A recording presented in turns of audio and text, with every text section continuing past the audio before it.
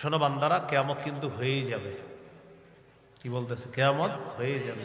কিয়ামতটা যেদিন হবে সেদিন কঠিন মুহূর্ত হবে। সেদিন আল্লাহ বলেন, ইন্না ইয়াউমাল ফাসলি কানা মিকাতা, বিচার দিবস সুনির্ধারিত, ফয়সালার দিবস সুনির্ধারিত, মীমাংসার দিবস সুনির্ধারিত। বলেন, বিচার দিবস সুনির্ধারিত।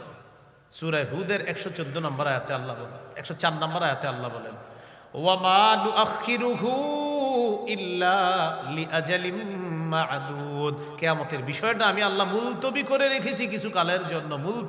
মুলতবি কারে কয়? মানে স্থগিত কারে বলে? মানে জিনিসটা হবে, আটকায় রাখছি।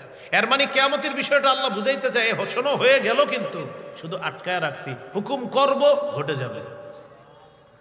মুলতবি করে রাখছি, স্থগিত করে রাখছে। তো স্থগিত কারে কয়? মানে একটা জিনিস হওয়ার স্থগিত করছে আল্লাহ। তো আল্লাহ বলেন, স্থগিত মানে এটা রেডি, খালি হুকুম করব, হয়ে যাবে।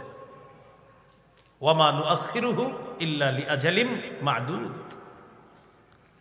তো আল্লাহ বলেন, ইয়াউমা ইয়াতি লা তাকাল্লামু নাফসুন ইল্লা বিইজনি, কেউ সেদিন আল্লাহর হুকুম ছাড়া কথা বলবে না। ফামিনহুম শাকিয়্যু ওয়া সাঈদ। আল্লাহ তাআলা বলেন, ওই বিচারের দিবসে, মীমাংসার দিবসে, সেদিন মীমাংসা হওয়ার পর দুইটা দল হবে। মানুষের মধ্যে একটা দল হবে হতভাগা, আর একটা দল হবে সৌভাগ্যবান। ফাআম্মাল্লাযীনা শাকু ফাফিন্নার, যারা হতভাগা তাদের ঠিকানা জাহান্নাম। ওয়া আম্মাল্লাযীনা সুঈদু ফাফিল জান্নাহ, আর যারা সৌভাগ্যবান তারা চিরস্থায়ী জান্নাতের মেহমান। যারা হতভাগা ফিন্নার, তারা জাহান্নামে থাকবে, যারা সৌভাগ্যবান তারা জান্নাতে থাকবে। তাহলে আসেন কি বলতেছে দেখেন, ইন্না ইয়াউমাল ফাসলি কানা মিকাতা, বিচারের দিবসটা সুনির্ধারিত। এবার বিভীষিকাটা কি হবে দেখেন, ইয়াউমা ইউনফাখু ফিস-সূর ফাতাতুনা আফওয়াজা, সেদিন সিংহায় ফু দেওয়া হবে, তোমরা দলে দলে উপস্থিত হবা। সিংহায় ফু দেওয়া হবে, তোমরা দলে দলে উপস্থিত হবা। ওয়া ফুতিহাতিস সামাউ ফাকানাত আবওয়াবা, আসমান খুলে দেওয়া হবে। আসমান খুলে দেওয়ার পর অনেকগুলা দরজা বিশিষ্ট হবে আসমান, ওই দরজা দিয়ে ফেরেশতাদেরকে নামিয়ে আনা হবে।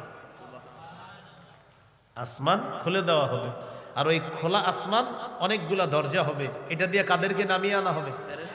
সূরা ফুরকানে আছে, আরো সুন্দর করে আছে, ইয়াউমা তাশাক্কাকুস সামাউ বিল গামাম ওয়া নুজিলাল মালাইকাতু তানজিলা। সেদিন আসমান ফেটে যাবে আল্লাহর তাজাল্লি সহ, ওয়া নুজিলাল মালাইকাতু তানজিলা, ফেরেশতাদেরকে নামিয়ে আনা হবে, ওই ফাটা দিয়ে নামিয়ে আনা হবে। তাহলে আসমান ওয়ালারা নেমে গেল, বাস আসমানে কেউ নাই, ধ্বংস আসমান। রয়ে গেল জমিনের উপরের পাহাড়গুলা। ওয়াসুইরাতিল জিবাল ফাকানাত সারাবা, পাহাড়গুলাকে হাকিয়ে নেওয়া হবে, আর পাহাড়গুলা চূর্ণ বিচূর্ণ হয়ে ফাকানাত সারাবা, মরিচিকার মতো হয়ে যাবে। এই মজবুত পাহাড় কিসের মতো হয়ে যাবে? মরিচিকা কারে কয়? মানে কিচ্ছু থাকবে না, বাস মরিচিকার মতো, কিচ্ছু, মানে এটার কোনো দাম নাই, অস্তিত্বহীন হয়ে যাবে আপনার, মানে এটার কোনো ভ্যালু থাকবে না। এই পাহাড়টাকে আল্লাহ তাআলা এমন করে দিবেন, এটা কোনো ভ্যালু, ফাকানাত সারাবা, মরিচার মতো হয়ে যাবে। এমন মরিচা কাকে বলে, বা মরিচিকা কাকে বলে? মরিচিকা ওই পাহাড়, আমরা যখন সমুদ্রের মরুভূমির মধ্যে যাই, যাওয়ার পর দূর থেকে দেখি চিকচিক করতেছে, কি জানি পানি পানি পানি, সামনে গিয়ে দেখি পানি না। এই যে পানি পানি মনে হচ্ছে, আসলে কিছু না। আল্লাহ তাআলা বলেন, এই পাহাড়গুলাকে হাকিয়ে নেওয়া হবে, এগুলা হয়ে যাবে মরিচিকার মতো। এখন বলেন, মজবুত পাহাড় যখন থাকবে না, তো জমিন কি হবে? জমিনও ধ্বংস। তাহলে প্রশ্ন এসে যায়, জমিন ধ্বংস, আসমান ধ্বংস, তাহলে কিয়ামতের মাঠটা কোথায় হবে? সূরা ইব্রাহিমে আল্লাহ বলে দেয়, ইয়াউমা তুবাদদালুল আরদু গায়রাল আরদি ওয়াস সামাওয়াত, আসমান এবং জমিন পরিবর্তন করে নতুন আসমান জমিন সৃষ্টি করা হবে। সুবহানাল্লাহ, শুনছেন নি আগে এটা? হ্যাঁ, ইয়াউমা তুবাদদালুল আরদু গায়রাল আরদি ওয়াস সামাওয়াত, এই জমিনের পরিবর্তে আরেকটা জমিন, আসমানের পরিবর্তে আরো আসমান, মানে এগুলা ধ্বংস, জমিন ধ্বংস, নতুন আসমান নতুন জমিন সৃষ্টি করে এটা আল্লাহ সমতল ভূমি বানিয়ে এটাকে কিয়ামতের মাঠ বানাবে। হ্যাঁ, এটা কি ওয়াবারাজুলিল্লাহিল ওয়াহিদিল কাহ্হার, মানুষ দলে দলে ছুটে আসবে, বারাজু তারা আসবে লিল্লাহিল ওয়াহিদিল কাহ্হার, মহাপ্রতাপশালী ক্ষমতাধর এক আল্লাহর সামনে মানুষগুলো উপস্থিত হবে। তাহলে ভাই এখান থেকে কি শিখলাম? এই আসমান এই জমিন বাস ধ্বংস হয়ে যাবে, ফেরেশতাদেরকে নামিয়ে আনা হবে। সব ধ্বংস হওয়ার পর আল্লাহ বলেন জমিনকে আবার নতুন করে সৃষ্টি করা হবে, জমিনটাকে পরিবর্তন করে আবার নতুন জমিন করা হবে, আসমান পরিবর্তন করে নতুন আসমান করা হবে। এখানে আল্লাহ কিয়ামতের মাঠ স্থাপন করে বিচার ব্যবস্থা শুরু করবেন। তো ফুতিহাতিস সামাউ ফাকানাত আবওয়াবা ওয়া সুয়িরাতিল জিবালু ফাকানাত সারাবা। এই হলো 20 নম্বর আয়াত। তো বিচার আপনার হওয়ার পর যখন বিচার হবে, এরপর একদল মানুষ জাহান্নামী হবে, তাদের ব্যাপারে আল্লাহ বলেন ইন্না জাহান্নামা কানাত মিরসাদাল লিত্তাগিনা মাআবা, নিশ্চয়ই জাহান্নাম ওত পেতে আছে, লিত্তাগিনা মাআবা, সীমালঙ্ঘনকারী যারা, নাফরমান যারা, তাদের জন্য ঠিকানা হিসাবে জাহান্নামটা ওত পেতে আছে। নাউজুবিল্লাহ। লাবিথিনা ফিহা আহকাবা, যুগ যুগ ধরে সেখানে থাকবে। লা ইয়াদুকুনা ফিহা বারদাও ওয়ালা শারাবা, সেখানে তারা কোনো ঠান্ডা কিছু পাবে না, কোনো পানিও পাবে না। ইল্লা হামিমাও ওয়া গাসসাকা, ফুটন্ত পানি পাবে আর গাসসাক পাবে, মানে জাহান্নামীদের পুজগুলা তাদেরকে দেওয়া হবে। জাহান্নামীরা বলবে ও ফেরেশতা খাবার লাগবে, খাবার। আল্লাহকে ফেরেশতা বলবে আল্লাহ জাহান্নামী খাবার চায়, আল্লাহ বলবে দিয়ে দাও, জাক্কুম খাওয়ায়া দাও। লাকিলুনা মিন শাজারিম মিন জাক্কুম, সূরা ওয়াকিয়া। তো জাক্কুম খাবে, খাওয়ার পর আপনার গলায় আটকাবে কাঁটাযুক্ত ফল। তো এবার তারা বলবে পানি চাই, পানি পানি পানি লাগবে পানি। তখন আল্লাহ তাআলা বলে দিবেন কি আর করা, দাও জাহান্নামীদের পুজগুলা পানি হিসাবে দাও। এই গাসসাক, গাসসাক কাইহু সদীদু আহলিন নার, জাহান্নামীদের রক্ত পুজ ইত্যাদি এইগুলা পানি হিসাবে ওই তাদেরকে দেওয়া হবে পান করার জন্য। ইল্লা হামিমাও ওয়া গাসসাক জাযাআও ওয়িফাকা, আল্লাহ বলেন এটাই পূর্ণ প্রতিদান এদের, এটাই পূর্ণ প্রতিদান হিসাবে এটাই তাদেরকে দেওয়া হবে। তাদের অপরাধ কি? আল্লাহ বলেন ভয়ঙ্কর দুইটা অপরাধ তাদের। ইন্নাহুম কানু লা ইয়ারজুনা হিসাবা, আজকে যে হিসাব হবে, কিয়ামতের মাঠে যে হিসাব হবে, এটা তারা কামনাই করতো না, বলতো এগুলা বুকাস কথা। তারা এই ফলাফল দিবস, বিচার দিবস কামনা করতো না, বিশ্বাস করতো না। আরেকটা অপরাধ, কাযযাবু বিআয়াতিনা কিযযাবা, আমার আয়াতগুলা তারা অস্বীকার করত। আল্লাহ বলেন ওয়া কুল্লা শাইইন আহসাইনাহু কিতাবা, আমি সব লিখে রাখছি। কি বলতেছে? আমি সব জমা করে রাখছি, আমার ফেরেশতারা, আমার লেখক ফেরেশতারা সব লিখে রাখছে। ওয়া কুল্লা শাইইন, সব, আহসাইনাহু লিখে রেখেছি, কিতাবা খাতা হিসাবে, লিপিবদ্ধ হিসাবে। কুল্লা শাইইন আহসাইনাহু কিতাবা, লেখা হিসাবে সব জমা করে রাখছি আমি আল্লাহ, মানে আমার লেখক ফেরেশতারা সব লিখে রাখছে। এবার আল্লাহর পক্ষ থেকে তাদেরকে বলা হবে তো আর কি করা, ফাযুকু, আযাব ভোগ করো, ফালান নাযীদাকুম ইল্লা আযাবা, তোমাদেরকে আমি আল্লাহ কিছুতেই কিছু বাড়াবো না, শুধু আযাবই বাড়াবো, তোমাদেরকে আর কিচ্ছু বাড়াবো না, শুধু আযাবের পর আযাব বাড়াবো, বাস ভোগ করতে থাকো। এই হলো আপনার 30 নম্বর আয়াত সূরা নাবার। এই 30 পর্যন্ত গেল, মোট 6টা বিষয় আলোচনা হলো। 1 থেকে 3 নম্বর আয়াতে হলো কিয়ামতের বিষয়ে ঝগড়া, ওই যে মতভেদ আপনার কাফেরদের। 4-5 নম্বর আয়াতে গেল মূর্খদেরকে ধমক দিতেছে না কিয়ামত হবেই। 6 থেকে 16 নম্বর আয়াতে আল্লাহ বিভিন্ন দৃষ্টান্ত পেশ করে বুঝাইলেন, দলিল দিলেন কিয়ামত যে হবে, পুনরুত্থান হবে। 17 থেকে 20 নম্বর আয়াতে চতুর্থ বিষয় কিয়ামতের বিভীষিকাময় অবস্থা বর্ণনা করলেন। 21 থেকে 26 নম্বর আয়াতে কিয়ামতের দিবসে ফায়সালার পর একদল মানুষের ঠিকানা জাহান্নাম, এটা আলোচনা করলেন। 6 নম্বর বিষয়ে আল্লাহ আলোচনা করলেন যাদেরকে জাহান্নামে দিবেন, কেন দিবে আল্লাহ, এই বিষয়ে আল্লাহ কথা বললেন যে এদের বড় বড় অপরাধ, এরা আমার এই বিচার দিবস বিশ্বাস করতো না, কামনা করতো না, ফলাফল বলতে কিছু আছে এগুলা মানতো না, আর আমার আয়াতগুলাকে অস্বীকার করত। এই হলো 6টা বিষয়। যিনি আসমান জমিন সৃষ্টি করেছেন, তিনি কি এইগুলার মতো বানাইতে আবার সক্ষম নন? আল্লাহ বলতেছেন, যিনি আসমান, এই বিশাল আসমান জমিন সৃষ্টি করেছেন, তিনি কি এগুলোর মতো আবার বানাতে, সৃষ্টি করতে সক্ষম নন? তো আল্লাহ বলেন অবশ্যই সক্ষম। ওয়াহুয়াল খাল্লাকুল আলিম, তিনি সর্বশ্রেষ্ঠ স্রষ্টা, তিনি সবচেয়ে মহাজ্ঞানী। সুবহানাল্লাহ। তাহলে বুঝে শুনে আমরা এখন বলি, আমাদের সৃষ্টিটা বিশাল না আসমানেরটা? এটা কে সৃষ্টি করেছে? আল্লাহ। তো আমাদেরকে তো কোনো ব্যাপারই না।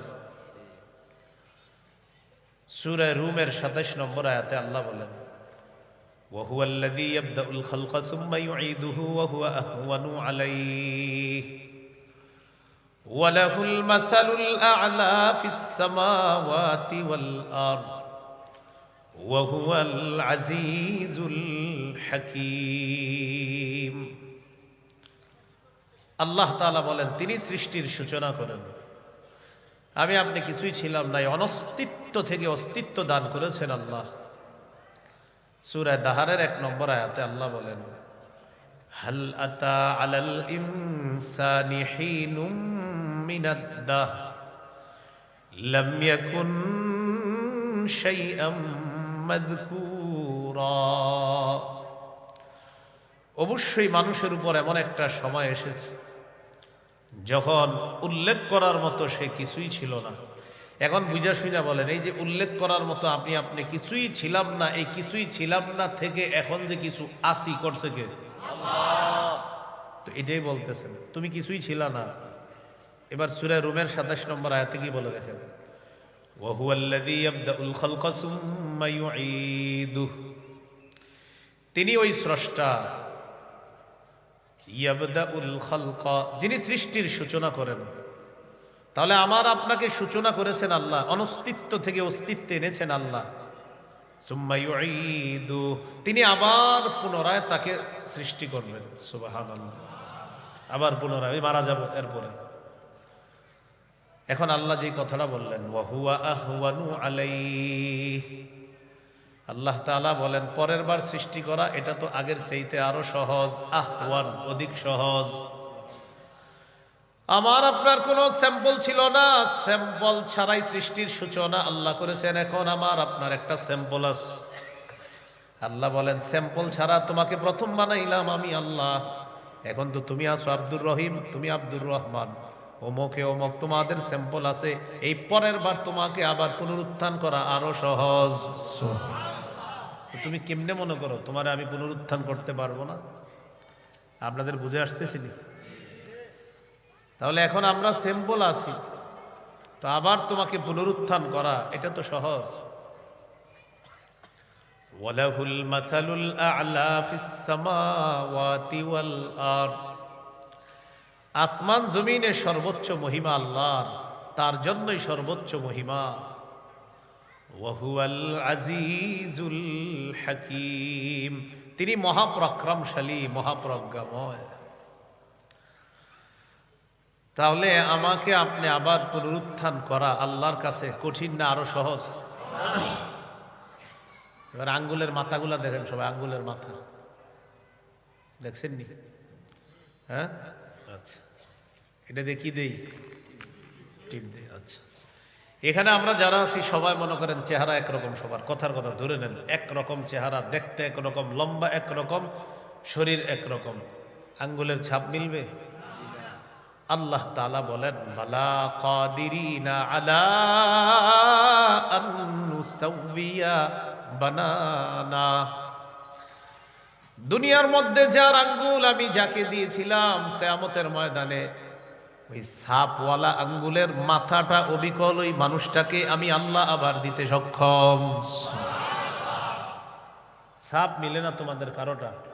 অবাক হয়ে গেছে, এটা আল্লাহ কেন বললেন? আমাদের ইয়াকিন, আমাদের বিশ্বাস পাকাপুক্ত করার জন্য। যে মানুষ, তোমার যে মাথার সাপগুলা সারা দুনিয়া এক করলেও তো তোমরা এই সাপ মিলাইতে পারবা না। ওই সাপওয়ালা আব্দুর রহমান যে, সাপওয়ালা আব্দুর রহিম যে, ওরে ওর আঙ্গুলের মাথাওয়ালা, ওই মাথাওয়ালা আঙ্গুলটা ওকেই দান কর। এটা আমি আল্লাহ এত মারাত্মক একটা জিনিস যেটা পৃথিবীর কেউ পারে না নকল করতে, এটাও আমি আল্লাহ যখন তোমাকে দিব, তো তোমার বডি তো আমার কাছে ব্যাপার না। সুবহানাল্লাহ। আরে বুঝে আসতেছি নি? তা আল্লাহ তাআলা বলেন 1 থেকে 3 নম্বর আয়াত সূরা নাবার যে কিয়ামত এই বিষয়ে কাফেররা মতভেদ করে। 4-5 নম্বর আয়াতে ঝগড়া, আল্লাহ তাআলা ধমক দিছে যারা ঝগড়া করে, অবশ্যই জানবা কিয়ামত হবে কিনা, পুনরুত্থান হবে কিনা জানবা। এবার 6 নম্বর আয়াত থেকে আল্লাহ কিছু প্রমাণ পেশ করতেছে, মন দিয়ে শোনেন প্রমাণগুলো। আল্লাহ তাআলা বলেন আলাম নাজআলিল আরদা মিহাদা, আমি কি জমিনকে বিছানা বানাইনি? সুবহানাল্লাহ, জমিনকে কি বানাইছে? সূরা বাকারার 21-22 নম্বর আয়াতে আল্লাহ বলেন ইয়া আইয়ুহান নাসু তাকু রাব্বাকুমুল্লাযী খালাকাকুম ওয়াল্লাযীনা মিন ক্বাবলিকুম লাআল্লাকুম তাত্তাকুন الذي جعل لكم الأرض فراشا والسماء بناء। কি বলে দেখেন, হে মানুষ তোমরা তোমাদের রবকে ভয় করো, হে মানুষ তোমরা তোমাদের রবের ইবাদত করো।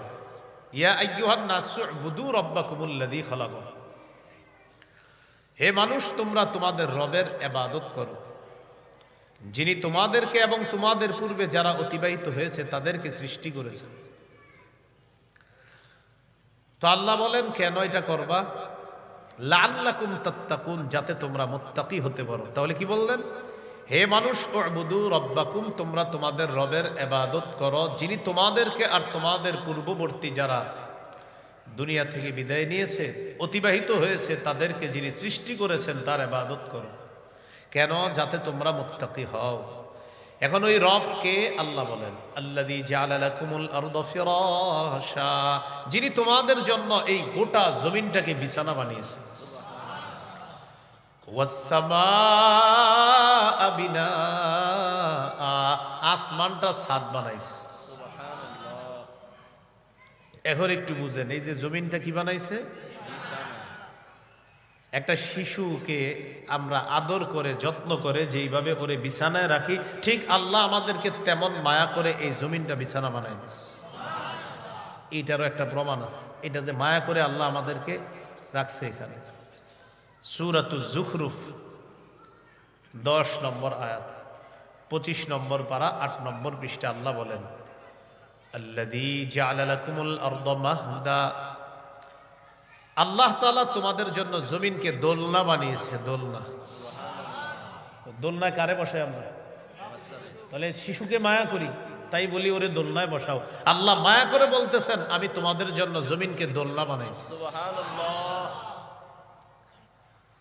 ওয়াজআলা লাকুম ফিহা সুবুলাল লাআল্লাকুম তাহতাদুন, আর এই জমিনের মধ্যে অনেক রাস্তা দিয়েছি যেন তোমরা ওই রাস্তা দিয়ে হাঁটা চলা করে গন্তব্যে পৌঁছতে পারো। সুবহানাল্লাহ। সূরা মুলক 15 নম্বর আয়াতে আল্লাহ বলেন হুয়াল্লাযী জাআলা লাকুমুল আরদা যালুলা, আমি তোমাদের জন্য জমিনকে করেছি অনুগত। তিনি ওই সত্তা যিনি তোমাদের জন্য জমিনকে অনুগত করে দিয়েছেন। আল্লাহ তাআলা তোমাদের জন্য জমিনকে অনুগত করে দিয়েছেন। ফামশু ফি মানাকিবিহা, আল্লাহ বলেন তোমরা জমিনের কাঁধের উপর চলো। জমিন তোমাদের জন্য অনুগত করে দিয়েছেন। ফামশু, তোমরা চলো, ফি মানাকিবিহা, জমিনের কাঁধের উপর। ওয়াকুলু মির রিজকি, আর আল্লাহর দেওয়া রিজিক থেকে ভক্ষণ করো। জমিন কেমন অনুগত? এত অনুগত বানায়া দিছে, হাল চাষ করে ওখানে দানা লাগাইতেছেন আর ওই জমিনের নিচ থেকে আল্লাহ আপনার রিজিকের ব্যবস্থা করে দিচ্ছে। সুবহানাল্লাহ। অনুগত বলেন, কি বানাইছে জমিনকে? অনুগত। তো এখন আল্লাহ কি বলে দেখেন একটু, আমরা সব আয়াত থেকে শেষের শিক্ষাটা নিব। কি বলতেছে দেখেন, ওয়াল্লাযী জাআলা লাকুমুল আরদা যালুলা, তিনি তোমাদের জন্য জমিনকে অনুগত বানিয়েছেন। ফামশু ফি মানাকিবিহা, জমিনের কাঁধের উপর তোমরা চলো। ওয়াকুলু মির রিজকি, আল্লাহ রিজিক থেকে তোমরা ভক্ষণ করো। শেষে কি বললেন দেখেন, ওয়া ইলাইহিন নুশুর, আল্লাহর কাছে পুনরায় জীবিত হয়ে আবার তোমাদের ফিরে যেতে হবে। আল্লাহ বুঝাইলেন অনুগত জমিন পেয়েছো, এটা চিরস্থায়ী না ক্ষণস্থায়ী, এটার উপরে চলবা, এটাও চিরস্থায়ী না ক্ষণস্থায়ী।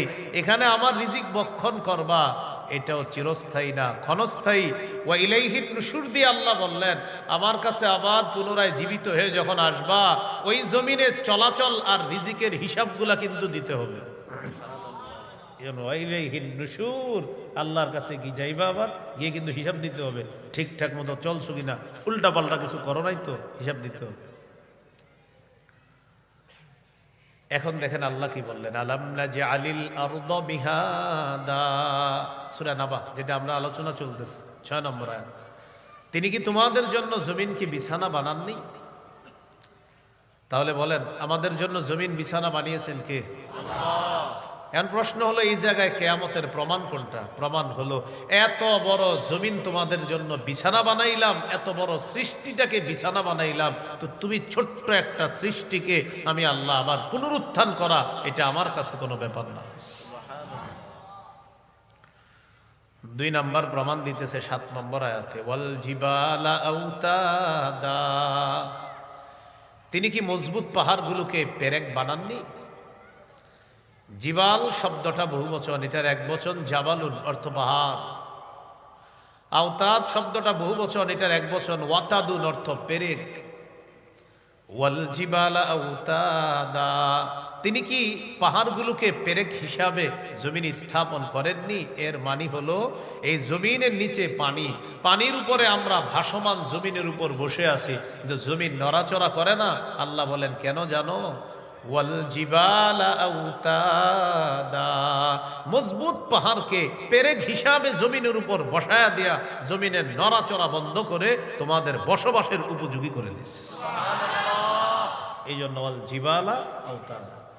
এখন এখান থেকে প্রমাণ নেন, প্রমাণ কোনটা? যে পাহাড় এত বড় একটা সৃষ্টি, যেটা দিয়ে জমিনকে আমি এইভাবে হেলে ধুলা থেকে আটকায় রাখলাম, এই পাহাড়টাকেও একদিন আমি আল্লাহ টুকরা টুকরা করে দিব। টুকরা টুকরা করার পর এরপর আমি আল্লাহ পুরা জমিনটাকে সমতল বানায় ফেলবো। এটা যদি আমি সক্ষম হই, তো তুমি ছোট্ট একটা সৃষ্টিকে আবার কেন পুনরুত্থান করতে পারবো না? এটা আল্লাহ প্রমাণ দিচ্ছে বারবার। তাহলে ওয়াল জিবালা আওতাদা, পাহাড়গুলোকে আল্লাহ বানিয়েছেন পেরেক, এই জন্য জমিনের নড়াচড়া বন্ধ আছে। এরপরে আল্লাহ তাআলা বলেন ওয়া খালাকনাকুম আজওয়াজা, আমি তোমাদেরকে জোড়ায় জোড়ায় সৃষ্টি করেছি। সূরা ইয়াসিন যারা পড়েন নিয়মিত 36 নম্বর আয়াতে আছে, সুবহানাল্লাযী খালাকাল আজওয়াজা কুল্লাহা, পুত পবিত্রতা বর্ণনা করছি ওই সত্তার, যিনি সব কিছুকে জোড়ায় জোড়ায় সৃষ্টি করেছেন। সূরা জারিয়াতের 49 নম্বর আয়াতে আল্লাহ বলেন ওয়া মিন কুল্লি শাইইন খালাকনা যাওজাইনি লাআল্লাকুম তাযাক্কারুন। কত নম্বর আয়াত? 49। বলেন কত নম্বর? 49 আগে কত? 48। 48 আগে এই 47, 48 আল্লাহ কি বলে আর 49 কি বলে একটু মন দিয়ে শুনেন। সূরা জারিয়াতের 47, 48 আগে শুনি, পরে শুনবো 49। 47 নম্বর আয়াতে আল্লাহ বলেন ওয়াস সামাআ বানাইনাহা বিআইদিন ওয়া ইন্না লামুসিউন। আল্লাহ তাআলা বলেন আসমানকে আমি আল্লাহ ক্ষমতা বলে সৃষ্টি করেছি। সুবহানাল্লাহ। ওয়াস সামাআ বানাইনাহা বিআইদিন ওয়া ইন্না লামুসিউন, আসমান আমি নিজ ক্ষমতা বলে স্থাপন করেছি, এইভাবে বানিয়েছি। ওয়া ইন্না লামুসিউন, আমি আল্লাহ সম্প্রসারণকারী। এটা 47। এবার 48। ওয়াল আরদা ফারাশনাহা, জমিনকে আমি আল্লাহ বিছানা করে দিয়েছি। ফানি'মাল মাহিদুন, আমি আল্লাহ কতই না উত্তম বিস্তৃতকারী, আমি কতই না উত্তম বিস্তৃতকারী, আমি কত সুন্দর বিছানা বিছিয়ে দিই। তাহলে 47 নম্বর আয়াতে, 48-এ, আবার 47-এ, 48-এ। তাহলে বলেন তো জমিনের বিপরীতে, আসমানের বিপরীতে। এবার 49 নম্বর আয়াতে আল্লাহ বলেন ওয়া মিন কুল্লি শাইইন খালাকনা যাওজাইন, আমি প্রত্যেকটা জিনিস জোড়ায় জোড়ায় সৃষ্টি করেছি, মানে আসমানের বিপরীতে জমিন দেখো আর জমিনের বিপরীতে আসমান। 49-এ গিয়ে বললেন ওয়া মিন কুল্লি শাইইন খালাকনা যাওজাইন, আমি প্রত্যেকটা জিনিস জোড়ায় জোড়ায় সৃষ্টি করেছি। লাআল্লাকুম তাযাক্কারুন, যাতে তোমরা উপদেশ গ্রহণ করতে পারো। তো জোড়ায় জোড়ায় কিভাবে? পুরুষ নারী, নারী পুরুষ, জমিন আসমান, আসমান জমিন, সাদা কালো, কালো সাদা, আলো অন্ধকার, অন্ধকার আলো, সব জোড়ায় জোড়ায় সৃষ্টি করেছেন আল্লাহ তাআলা। তাহলে এবার বলেন ইহকাল, হ্যাঁ, তো ইহকাল যেহেতু করেছি, পরকালও আছে, তাই তোমার মৃত্যুর পর আবার আরেকটা জগৎ আছে, বিশ্বাস করো। এটাই হলো প্রমাণ। আপনারা বুঝতেছেন নি সবাই? আচ্ছা, এটা আল্লাহ তাআলা বললেন ওয়া খালাকনাকুম আজওয়াজা, আমি তোমাদেরকে জোড়ায় জোড়ায় সৃষ্টি করেছি। এরপরে আল্লাহ তাআলা বলেন ওয়াজআলনা নাওমাকুম সুবাতা, আমি তোমাদের ঘুম নিদ্রাকে বানিয়েছি ক্লান্তি দূরকারী। সুবহানাল্লাহ, কি দূরকারী? বিজ্ঞান বলে কোন মানুষ যদি 6 মিনিটও গভীর ঘুম ঘুমাইতে পারে, তার মধ্যে নতুন করে আবার আল্লাহ তাআলা সজীবতা সৃষ্টি করে দেয়। 6 মিনিট যদি আপনি গভীর ঘুম ঘুমাইতে পারেন, নতুন করে আল্লাহ আবার সজীব সৃষ্টি করে দিবে আপনার মধ্যে, আপনার প্রাণ সঞ্চার ফিরে পাবেন 6 মিনিট। তাহলে ঘুম কত বড় নেয়ামত, হ্যাঁ? না আপনাদের কিন্তু মাথায় খালি আসবে যে হুজুর ঘুমের লগে কিয়ামতের সম্পর্ক কি, একটু পরে বুঝাইতেছি, মন দিয়ে শুনে না। কারণ আল্লাহ তাআলা দলিল দিতেছে, তো আমার রবের দলিল তো অবশ্যই সঠিক। ওয়াজআলনা নাওমাকুম সুবাতা, আমি তোমাদের ঘুম করেছি ক্লান্তি দূরকারী। মানুষ সারাদিন কাজ করে, তা আল্লাহ তাআলা তাকে ঘুম পাড়ায়, এই ঘুমের মাধ্যমে তার ক্লান্তি আল্লাহ দূর করে দেয়। ঘুম আল্লাহ প্রদত্ত এক মহা ঔষধের নাম হলো ঘুম। সহিহ বুখারীর বর্ণনা 1975 নম্বর হাদিস, 1975। রাসূলুল্লাহ সাল্লাল্লাহু আলাইহি সাল্লামের কাছে এক সাহাবীর ব্যাপারে অভিযোগ গেছে, অভিযোগ, হুজুর এই সাহাবী রাতের বেলা ঘুমায় না, সারা রাত খালি তাহাজ্জুদ করে, বিবির হক আদায় করে না, দিনের বেলা তার বাড়িতে মেহমান আসে, মেহমানদের কোনো খোঁজ খবর রাখে না, কারণ কামাই রোজগারি করে না, মেহমানদের খাওয়াবে কিসে? নবীজি ডাকলেন, এদিকে আসো তুমি। ওই সাহাবী, ঘটনা কি? বিবির নাকি খোঁজ খবর নাও না, সারা রাত নাকি তাহাজ্জুদ পড়ো। জি। কামাই করো না, সারাদিন তুমি নফল নামাজ পড়তে থাকো, সারাদিন সারাদিন রোজা রাখো, আর রাতের বেলা তাহাজ্জুদ, দিনের বেলা রোজা রাখে, রাতের বেলা সারা রাত নামাজ পড়ে, আর কোনো কামাই করে না, কিচ্ছু করে না। নবীজি বললেন ঘুমাও কখন? তো ঘুমায়ও না। فقال رسول الله صلى الله عليه وسلم إن لجسدك عليك حقا, তোমার উপর তোমার শরীরের হক আছে। ওয়ালি আইনিকা আলাইকা হাক্কা, তোমার চোখের উপর তোমার হক আছে, তোমার চোখের জন্য তোমার উপর হক আছে। তাহলে শরীরের হক আছে, চোখের হক আছে। ওয়ালি জাওজিকা আলাইকা হাক্কা, তোমার উপর তোমার বিবির হক আছে। ওয়ালি জাওরিকা আলাইকা হাক্কা, তোমার মেহমানের উপর, মেহমানের জন্য তোমার হক আছে। তাহলে তোমার শরীরের জন্য তোমার হক আছে, তোমার চোখের জন্য তোমার উপর হক আছে, তোমার স্ত্রীর জন্য তোমার উপর হক আছে, তোমার মেহমানের জন্য তোমার উপর হক আছে, তোমার চোখের জন্য তোমার উপর হক আছে। দ্বারা তুমি ঘুমাইতে হবে, চোখকে বিশ্রাম দিতে হবে। এই ঘুম, এটা আল্লাহ প্রদত্ত এক মহা ঔষধের নাম হলো ঘুমানো। কি করা? ঘুমানো। ঘুমানো। আল্লাহ তাআলা আমাদেরকে বুঝার তৌফিক দান করেন। এখন কথা হলো ঘুম। ঘুমের সময় আমরা বলি আল্লাহুম্মা বিসমিকা আমুতু ওয়া আহইয়া, আল্লাহ আপনার নামে মরি, আপনার নামে জিন্দা হই। আল্লাহ তাআলা বুঝায় দুনিয়াতে তোমাদের মৃত্যুর একটা নিদর্শন আমি আল্লাহ প্রতিদিন দেখায়া দেই। মৃত্যুর নিদর্শন প্রতিদিন দেখায়া দিই। তুমি যখন ঘুমাইলা আমি না চাইলে আর উঠতে পারবা না, এই যে আমি চাইলে আবার উঠতে পারবা। যখন আমি আল্লাহ তোমাকে দুনিয়াবি মৃত্যু দিয়ে দিব, মৃত্যু দেওয়ার পর আমি আল্লাহ আবার তোমাকে পুনরুত্থান করতে পারবো, এর দলিল হব। দুনিয়াতে যখন তুমি ঘুমাও, ঘুমানোর পর আমি চাইলে তুমি আবার জাগ্রত হতে পারবা, না চাইলে আর এই জগতে জাগ্রত হইতে পারবা না। আল্লাহ বুঝাইতে চায় দুনিয়াতে তুমি যখন ঘুমাও এটা এক ধরনের মৃত্যু তোমার, এই মৃত্যু থেকে আবার পুনরায় তুমি উঠবা কিনা ঘুম থেকে এটা আমি আল্লাহ জানি। তো দুনিয়াতে তোমাকে মৃত্যুর পর আবার জীবিত হওয়ার নিদর্শন প্রতিদিন দেখাই। এই পৃথিবীতে যখন মরবা পরের জগতে আবার ঠিক আমি আল্লাহ এইভাবে পুনরুত্থান করি। ওয়াজআলনা নাওমাকুম সুবহানাল্লাহ। দেখছেন নি কেমনে দলিলটা দিছে আল্লাহ। তুমি না ডেলি ঘুমাও, আর ঘুম থেকে উঠাও আমরা কি বলি?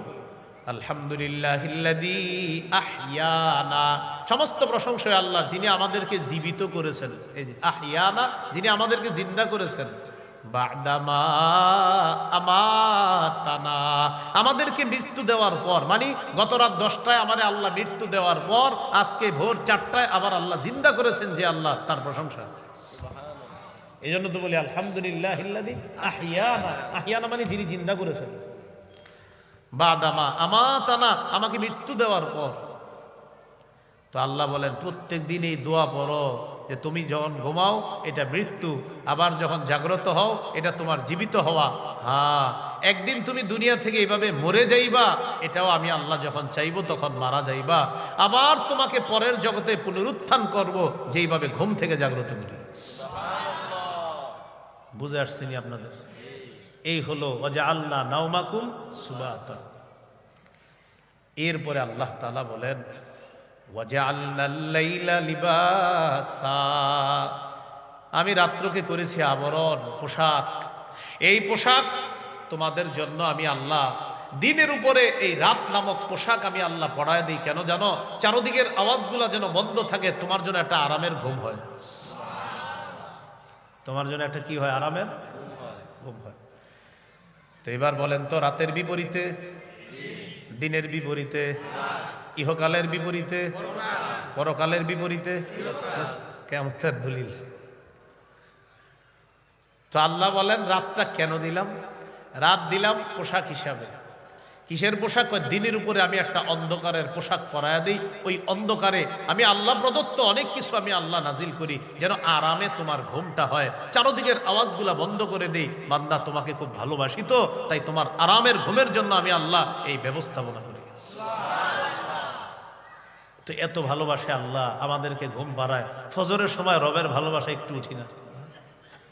রব আমাদেরকে কত ভালোবাসে। আমাদের আরামের জন্য রাতের উপরে আল্লাহ তাআলা, এই দিনের উপরে আল্লাহ রাতের পোশাক পরায় দেয়, অন্ধকারের পোশাক পরায় দেয়। কেন? কারণ রব তার বান্দাকে অনেক ভালোবাসে। তার ঘুমটা যেন স্বাস্থ্যদায়ক ঘুম হয়, তার ঘুমটা যেন স্বস্তিদায়ক হয়, তার ঘুমটা যেন ক্লান্তি দূরকারী হয়, তার ঘুম যেন হাজারো রোগের শেফা হিসাবে হয়, এমন একটা ঘুম আল্লাহ দেয়। এই জন্য ঘুমকে মহা ঔষধ বলা হয়। ঘুমকে কি বলা হয়? যার ঘুম ঠিক, দেখবেন তার পেট, এরপরে যত শারীরিক বিভিন্ন রোগ বিমারি, মাশাআল্লাহ ঘুম ঠিক। যাদের মাশাআল্লাহ ভালো ঘুম হয়, এই জাতীয় লোকদের পেট ইত্যাদির সমস্যা পাবেন না। তো আল্লাহ তাআলা বলেন ওয়াজআলনাল লাইলা লিবাসা, রাতকে করেছি আবরণ, পোশাক। দিনের উপর একটা পোশাক পরিয়ে দিয়েছি আমি আল্লাহ, আমাদের ঘুমটা যেন আরামের ঘুম হয়। এবার ঘুমায় কি করব আমরা? সকালবেলা উঠা ফজরের নামাজ পড়ার পর ওয়াজআলনা নাহারা মাআশা, দিনকে করেছি তোমার জীবিকা অন্বেষণের জন্য। তাহলে রাতে মোবাইল চালানো যাবে না, তাড়াতাড়ি ঘুমায়া যাবেন, আরামের একটা ঘুম ঘুমাইবেন। 4টা বাজে ওইটা 2 রাকাত 4 রাকাত তাহাজ্জুদ নামাজ পড়বেন, করার পর একটু জিকির আজগার বৈশা বৈশা কম্বলের তলে লেপের নিচে করার যে কি আরাম, কি মজা, যে না করবেন সে বুঝবেন না। একদিন কইরা দেখবেন খুব মজা। আর রাতের বেলা যদি তাহাজ্জুদে দাঁড়ায়া যাইতে পারেন, সহিহুত তারগীবের 630 নম্বর হাদিসে আছে, রাজুলুন কামা ফি লাইলাতিন বারিদাতিন মিন ফিরাশিহি ওয়া লিহাফিহি ওয়া দিসারিহি, লেপ কম্বল ইত্যাদি ছেড়ে যদি কেউ ওযু করে নামাজের মধ্যে দাঁড়ায়া যায়, আল্লাহ খুশিতে তাকে দেখে হাসতে থাকে। ও এই শীতের রাতে করে কি দেখো, ফেরেশতাদেরকে বলে যে ও করে কি দেখছো, ওইভাবে এই ঠান্ডা পানি দিয়ে হুজু করে নামাজে দাঁড়ায়। আল্লাহ ফেরেশতাদেরকে বলে মা হামালা আব্দি হাদা আলামা সোনা, আচ্ছা ও এইভাবে তাহাজ্জুদ নামাজে দাঁড়াইছে কেন বলো তো তোমরা, আল্লাহ তো সব জানে। তো ফেরেশতারা বলে আল্লাহ দুই কারণে, রাজা আমা ইনদাক ওয়া শাফকাতাম মিম্মা ইনদাক, আপনার থেকে নেয়ামত পাওয়ার আশায় আর আপনার আযাবের ভয়ে। আল্লাহ বলেন ফেরেশতারা সাক্ষী থাকো, আতাইতুহু মা রাজা, যে আশায় দাঁড়িয়েছে দিয়ে দিলাম, ওয়া আম্মানতুহু মিম্মা ইয়াখাফ, যেই ভয়ে দাঁড়িয়েছে ভয় থেকে নিরাপত্তাও দিয়ে দিলাম। সুবহানাল্লাহ মানে কি পড়বেননি? হ্যাঁ সুবহানাল্লাহ মানে হলো এই যে হুজুর হ্যাঁ কথা ঠিক, আর আমরা পড়বো ইনশাআল্লাহ। রেডিমেড সুবহানাল্লাহ যেন না হয়, আসলে সুবহানাল্লাহ মানে হুজুর হ্যাঁ জি এই কথাটা সঠিক, আমরাও ইনশাআল্লাহ এটা করব। আল্লাহ তাআলা তৌফিক দান করেন। তাহলে রাত হলো ঘুমানোর জন্য, দিন হলো জীবিকা অন্বেষণের জন্য। দিনের বড় একটা নেয়ামত হলো সূর্য। দিনের বড় একটা নেয়ামত কি? সূর্য। আল্লাহ তাআলার আজীব এক নেয়ামত। এটা জ্বলন্ত একটা গ্যাস, এই সূর্যটা। মানুষ যদি গবেষণা করে এখান থেকে জ্বালানি সংগ্রহ করা যায় সোলার ইত্যাদির মাধ্যমে, এটা না করে কয়লা আরো ইত্যাদি পুড়িয়ে এই পৃথিবীটারে দূষিত করতেছে মানুষ, এ ঠিক হচ্ছে না। শিল্পোন্নয়ন দেশগুলোতে বিশেষ করে আপনার, তারা তো আপনার এমন অবস্থা করে ফেলতেছে যে পুরা বায়ু দূষণ এমনভাবে হচ্ছে, বাতাসে তাদের ওই কার্বন ডাই অক্সাইড যে বের হয় সেখান থেকে এটা বাতাসের সাথে মিশে সূর্যের যে আলোর মূল যে আপনার আল্লাহ তাআলার পক্ষ থেকে সূর্যের আলোর মধ্যে যে উপকারিতাটা আছে এটা বাধাগ্রস্ত হয় ওই বাতাসে কার্বন ডাই অক্সাইড মিশ্রিত হওয়ার কারণে। এই জন্য মানুষ এইটা থেকে আসলে উত্তরণ হওয়া দরকার, মানুষ সূর্য নিয়ে গবেষণা করা দরকার। এইটা না করে করতেছে আপনার যত জ্বালানি ইত্যাদি আছে এগুলো শেষ করে দিচ্ছে। আল্লাহ তাআলা আমাদেরকে সূর্য নামক নেয়ামতটা, এই নেয়ামত থেকে যেন আমরা প্রকৃত নেয়ামতগুলা গ্রহণ করতে পারি, আল্লাহ তৌফিক দান করেন।